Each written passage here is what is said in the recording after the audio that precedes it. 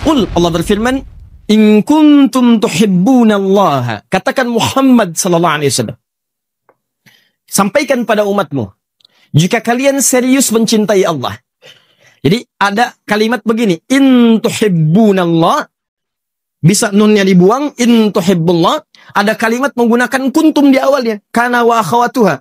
In kuntum tuhibbunallah. Kalau kuntumnya dibuang, in tuhibbullaha atau in tuhibbunallaha. Kalau innya kemudian syaratnya dihilangkan fungsinya, in tuhibbunallaha, maka kalimatnya hanya berarti begini, jika kalian mencintai Allah.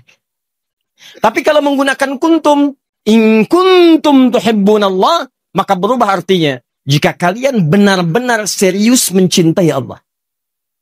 Oh, lihat kalimatnya, ya. Karena kata kana wa akhawatuha kalau masuk kepada fi'il mudhari setelahnya itu li ifadati taukid, untuk menguatkan sesuatu.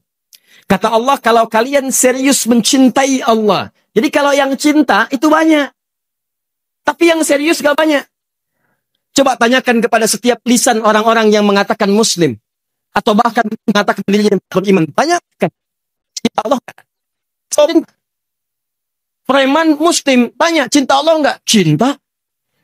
Tapi kelakuan tidak menunjukkan itu. Tanya seorang yang bermaksiat, cinta Allah enggak? Cinta. Tapi apa yang ia lakukan menyalahi apa yang ia ungkapkan. Jadi kalau ditanya cinta, semua cinta. Dan cinta itu kan butuh pembuktian. Saya sering katakan, di antara bagian dalam kehidupan yang butuh pembuktian adalah cinta. Jadi ketika seorang ayah mencintai anaknya, apa buktinya? Dia sayangnya anaknya. Makanya Nabi Ibrahim alaihissalam yang bergelar Khalilullah, kakek moyangnya Nabi Muhammad sallallahu alaihi wasallam, ketika Allah karuniai anak pertamanya bernama Ismail alaihissalam, dengan cinta yang sangat luar biasa, beliau Nabi, statusnya Rasul, juga seorang suami, seorang ayah, pekerjaan banyak. Tinggal di Palestina, anaknya di Mekah. Sesibuk-sibuknya masih menyempatkan waktu untuk nengok anak. Datang Pak jalan ke Mekah, jalan kaki, Anda bayangkan. Kenapa jalan Ustadz? Ya karena pesawat belum ada. Motor nggak ada. Makanya disebut dengan Ibrahim. Bahasa Aramaik mengatakan sang penyeberang. Tapi ada yang mengatakan diambil dari bahasa Arab, Abun Rahim. Bapak yang punya nilai kasih luar biasa. Masih ditengok.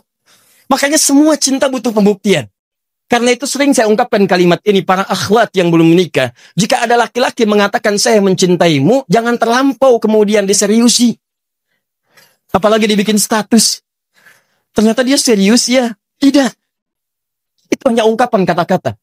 Tegaskan pada lisannya, buktikan cintamu dengan menuliskan namaku di buku nikah kita.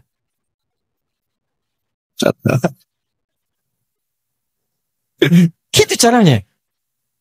Sampai Anda punya BPKB, buku pernikahan kita berdua.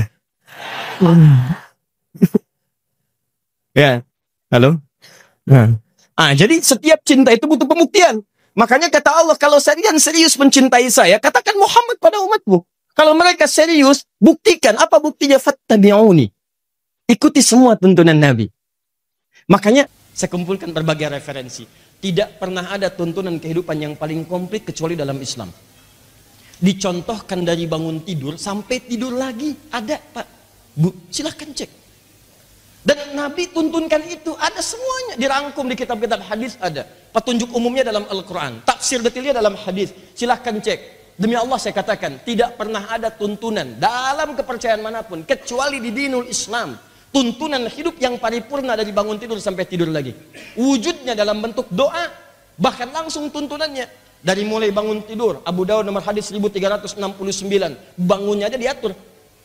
Ya kata Ibnu Abbas radhiyallahu taala anhu, kana Rasulullah sallallahu alaihi wasallam idza qadha min naumihi fajalasa wa masaha bi yadihi min athari naumihi faqara khawatim surah Ali Imran. Ya, adalah kebiasaan Nabi sallallahu alaihi wasallam kalau bangun dari tidurnya, maka beliau duduk sebentar terlebih dahulu sampai keadaannya sadar. Ya, kemudian menghilangkan bekas ngantuknya, mengusap dengan tangannya, hilang bekas ngantuknya. Baru setelah itu membaca penutup surah Ali Imran 11 ayat terakhir. Baru disambung kemudian di Al-Bukhari nomor hadis 181. Riwayat Jundub bin Junadah dikenal dengan Abu Dzar Al-Ghifari membaca doa alhamdulillahilladzi ahyana ba'da ma amatana wa ilaihin nusyur. thumma dhahaba ila shinin mu'allaqah, pergi ke tempat tertutup, fatawadda, kemudian beliau berwudu, thumma dhahaba ila musallahu, kemudian pergi ke tempat salatnya, baru menunaikan salatnya. Aku berdiri di belakangnya, maka Rasulullah menarik aku sampai sejajar dengannya. Kemudian kami salat dengan rakaat dua, baru satu. Itu hadis Nabi. Hadis Nabi. Tuh. Tuh. Bingung saya. Sudah. Ya.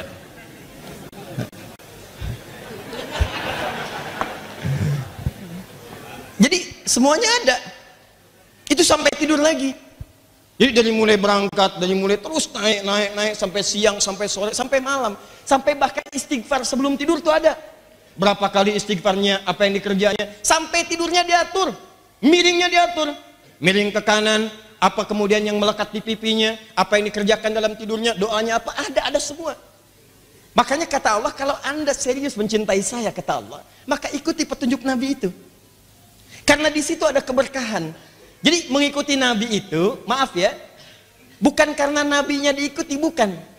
Poinnya bukan itu. Nabi itu dijadikan diikuti karena di setiap apa yang dicontohkan Nabi, di situ ada kemudahan dan keberkahan dalam hidup. Pahala ada di situ. Jadi kalau Anda ikuti Nabi niatnya, pahala tiba tuh, datang. Misal, maaf ya, Anda bangun tidur, bisa saja duduk. Tapi ketika Anda niatkan, saya pengen ikuti Nabi duduk, maka di situ dituliskan pahala minimal 10. Apa dalilnya Ustaz? Quran surah ke-6 ayat 160. Ya, man jaa bil hasanati falahu asyru amsalihha. Siapa yang mengerjakan satu kebaikan yang punya nilai akhirat, maka dia kemudian mendapatkan setiap satunya 10 poin. Jarak satu kedua 500 tahun, dua ketiga 500 tahun dan seterusnya. Kalau Anda bisa kerjakan itu, awas. Kalau Anda bisa kerjakan itu, maka yang pertama Allah berikan di dunia. Di dunia. Perhatikan kalimatnya. Yuhibbukumullah. Allah akan cintai orang itu. Pertama, Allah akan cintai. Masya Allah. Anda dicintai pasangan saja sudah kelepok-kelepok. Silahkan cek. Kenapa Anda tidak dicintai Allah kemudian Anda tidak memburunya? Anda dicintai manusia sampai menyiapkan segala perlengkapannya. Semua persiapannya Anda luangkan waktu seluas-luasnya. Bahkan malam-malam di telepon Anda bisa bangun. Tapi ketika Allah mencintai Anda, kenapa Anda tidak kejar cintanya? Padahal dalam setiap cinta selalu ada pemberian yang tanpa batas. Bukankah Anda mencintai anak, Anda berikan apa yang Anda miliki? Lalu ketika Allah mencintai Anda, apa yang tidak Allah berikan bagi Anda? Maka ketika Allah turunkan cintanya, pasti Allah berikan semuanya. Tapi kan cinta itu selalu kaidahnya begini. Begitu saya mencintai seseorang misalnya dalam level kemanusiaan, pasti yang saya berikan pasti yang paling baik. Nggak ada kualitas yang biasa. Anda cinta dengan ibu Anda, maka Anda akan berikan yang terbaik, hadiah yang paling mulia. Anda akan carikan yang paling bagus. Anda cinta anak Anda berikan pakaian yang paling bagus. Mustahil bapak cinta anak diberikan pakaian ala kadarnya, mustahil. Mustahil Anda cinta dengan pasangan memberikan yang seadanya, mustahil. Kaidah cinta itu ketika kita memberikan cinta, pasti yang terbaik akan diberikan. Ketika Allah memberikan cintanya pada hambanya, apa yang terbaik yang Allah miliki diberikan kepada hambanya. Ternyata bukan dunia. Wa yaghfir lakum dzunubakum. Kata Allah, ketika aku cintai hambaku, maka yang aku berikan baginya adalah mengampuni semua dosa-dosanya.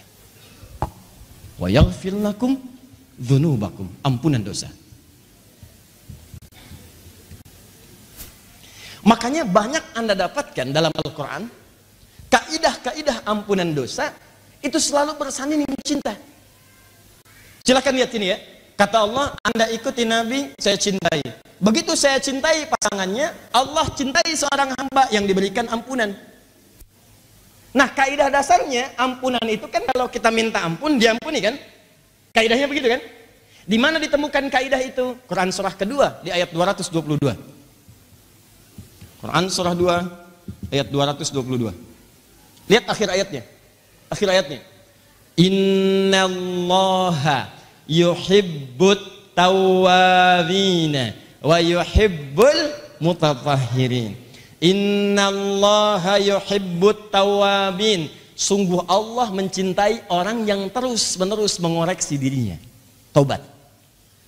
Bukankah tobat meminta ampunan dari dosa? Bukankah tobat memohon ampunan supaya dosa dihapuskan?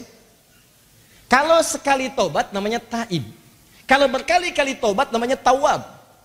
Dia tahu sekarang dia salah lihat. Dia minta ampun, ya Allah ampuni dosa mata saya. Kemudian salah dengar, ya Allah ampuni dosa telinga saya. Salah ucap, ya Allah ampuni dosa lisan saya. Setiap hari istighfar. Nabi aja sampai istighfar. Nabi yang jelas diampuni dosa. Ya, madmunun bil jannah ma'sumun minal ma'siyah. Sosok yang dijamin surga dan dijaga dari maksiat masih istighfar. Astagfirullah. Saya orang takwa dibandingkan dengan kalian semua, kata Nabi, dan saya beristighfar 100 kali dalam sehari. Sebelum tidur 100 kali.